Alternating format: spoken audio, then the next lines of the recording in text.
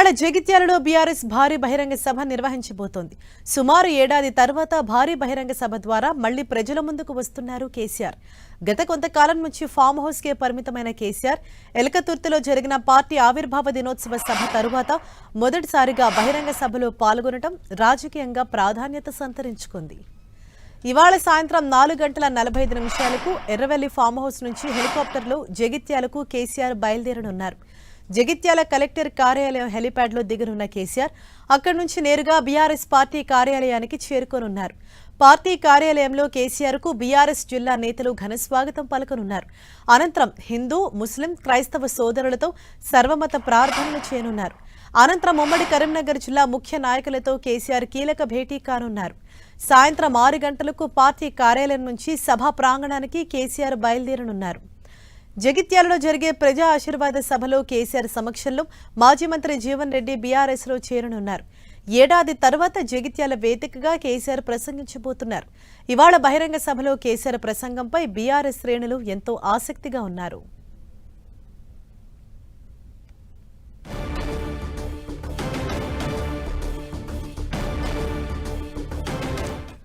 సభాస్థలం నుంచి మరింత సమాచారంతో మా ప్రతినిధి సతీష్ మనకు అందుబాటులో ఉన్నారు. సతీష్, బహిరంగ సభకు సంబంధించి ఏర్పాట్లన్నీ పూర్తయినట్లేనా? ఏ సమయానికి కేసీఆర్ అక్కడికి చేరుకుంటారు? ఇప్పటివరకు ఎవరెవరు హాజరయ్యారు?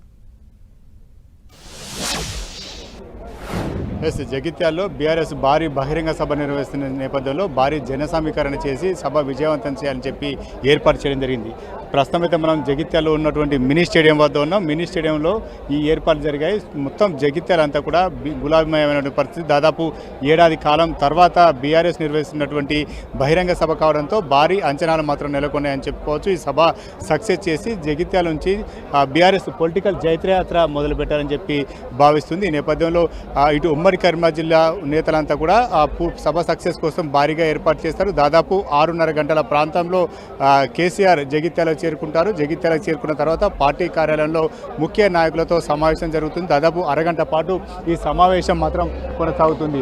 ఆ తర్వాత సమావేశం ముగిసిన తర్వాత మనం చూస్తున్నటువంటి ఈ బహిరంగ సభ వేదిక వద్ద చేరుకుంటారు. ఈ బహిరంగ సభ వేదిక పైన మాజీ మంత్రి జీవన్ రెడ్డిని కూడా పార్టీలో చేర్చుకోవడం జరుగుతుంది. ఆ పార్టీలో చేర్చుకున్న తర్వాత కేసీఆర్ ప్రసంగం ఉంటుంది. ప్రస్తుతం అయితే కేసీఆర్ ప్రసంగం పైన చాలా ఉత్కంఠ నెలకొన్నటువంటి సందర్భం. దాదాపు ఏడాది కాలం తర్వాత ప్రజాక్షేత్రంలోకి కేసీఆర్ రావడం జరుగుతుంది. ఆ కేసీఆర్ వచ్చినటువంటి సందర్భంలో ఇటు బీఆర్ఎస్ కావచ్చు, బీజేపీ, కాంగ్రెస్ ఈ రెండు పార్టీల పైన ప్రధానంగా విమర్శలు చేసే అవకాశం మాత్రం కనిపిస్తుంది. మరొక వైపు మేడిగడ్డ వద్ద సీఎం రేవంత్ రెడ్డి పర్యటన కొనసాగుతున్న నేపథ్యంలో ఇటు రెండు కూడా చాలా పోటాపోటీగా సభలు నిర్వహిస్తున్నారు. తమ బలమెంతో నిరూపించుకునేటువంటి ప్రయత్నం మాత్రం రెండు పార్టీలు చేస్తున్నాయని చెప్పుకోవచ్చు. మరొక వైపు కాసేపట్లోనే సీఎం రేవంత్ రెడ్డి మేడిగడ్డ బ్యారేజీ విజిట్ చేయనున్నారు. దాదాపు 6:30 గంటల ప్రాంతంలో ఇటు మాజీ సీఎం రేవంత్ రెడ్డి రాబోతున్నారు. ఒకసారి నాతో మాట్లాడేందుకు బీఆర్ఎస్ సంబంధించిన నాయకుడు రాకేష్ ఉన్నారు. ఏంటి పోటాపోటీ సభలు ఉన్నట్టున్నాయి కదా, అటువైపు రేవంత్ రెడ్డి, ఇటువైపు కేసీఆర్, ఏం చెప్పబోతుంది, ఏం చేయబోతుంది బీఆర్ఎస్? మేము ఒకటే మాట చెప్తున్నాం. మేము 15 రోజుల కిందట మీటింగ్ పెట్టుకుంటున్నామని డిక్లేర్ చేశాం జీవన్ రెడ్డి గారు జైనింగ్ను. అంత మాత్రానికి తత్తరబడి నేను మీటింగ్ పెట్టుకుంటా అని చెప్పేసి ఆయన ప్రయత్నం మొత్తం ఒకటే. ఫోటో మొత్తం పేపర్ మొత్తం కేసీఆర్ ఫోటో అని భయం పుచ్చుకున్నది. అందుకే సగం నాది రావాలి, సగం ఆయనది రావాలి, కొన్ని ఆంధ్ర మీడియాలను మేనేజ్ చేసి అటువంటి కుట్రలో భాగమే తప్పితే నిజంగా నీకు చిత్తశుద్ధి ఉంటే అసలు కేసీఆర్ గారు సభ పెట్టంగానే నీకు సభ పెట్టుకున్నంత మాత్రం ప్రజలు దేని గమనిస్తారో నువ్వు రేటింగ్ చూసుకో, తెలుస్తుంది. అయినా కానీ ఆయన ఎన్ఆర్ఐ ముఖ్యమంత్రి, మన రాష్ట్రంలో ఉన్నది లేదు, చేసింది లేదు. మీకు సింపుల్గా చెప్తున్నా, ఆయన ఇప్పటికీ 80 సార్లు ఢిల్లీకి పోయిండండి. 80 సార్లు పోయినప్పుడల్లా పోయేది ఒక రోజు, వచ్చేది ఒక రోజు, అక్కడ ఒక రోజు వేసుకున్నాం, 3 రోజులు పోయిండు. అదేవిధంగా హర్యానా ఎలక్షన్లు, కర్ణాటక ఎలక్షన్లు, కేరళ ఎలక్షన్లు, మహారాష్ట్ర ఏ ఎలక్షన్ వస్తే ఆ ఎలక్షన్లకు పోయిండు. ఈ రాష్ట్రంలో 2.5 సంవత్సరాల కాలంలో ఆయన సంవత్సరం కూడా లేడు. ఇప్పటివరకు ఆయన అమలు చేసినటువంటి హామీలు ఏమి, ఆమెను అద్భుతంగా సాధించినటువంటి ప్రగతి ఏందో చెప్పమని చెప్పండి. ఈరోజు ఎందుకు పోయినా 2.5 సంవత్సరాల నుంచి మేడిగడ్డను ఎందుకు రిపేర్ చేస్తలే అంటే ఈరోజు ఎందుకు పోయిందండి అక్కడ? ఈరోజు హైదరాబాద్కు డ్రింకింగ్ వాటర్ లేదు, ఎల్ఎంపల్లి అడుగంటింది, ఎల్ఎండి అడుగంటింది, కరీంనగర్ కావచ్చు, జగిత్యాల కావచ్చు, ఎక్కడ డ్రింకింగ్ వాటర్ లేనటువంటి పరిస్థితి.